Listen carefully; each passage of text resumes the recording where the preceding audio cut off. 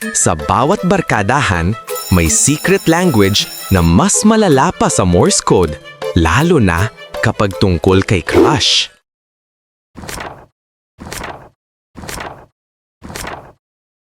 Napansin mo ba? Kapag may crush, automatic nagkakaroon ng code words.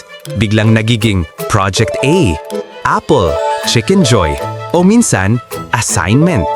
Para safe, para secret, para hindi mapahiya. Pero ang totoo, hindi naman talaga para itago kay crush.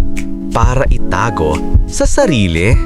Kasi minsan, tayo yung unang ayaw umamin. Ang saya panoorin ng mga barkada. Pero para sa'yo, parang mini teleserye sa utak. Isang ngiti lang ni crush, boom! Full episode agad.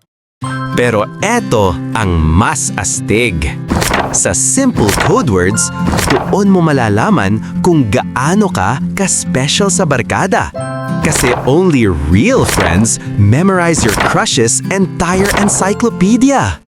Sa dulo, simple lang naman ang lesson. Minsan, hindi natin kayang banggitin ang pangalan ni crush, kaya ginagawa nating code. Pero tandaan mo yung hindi mo masabi ng diretsahan, yon ang pinakamalalim.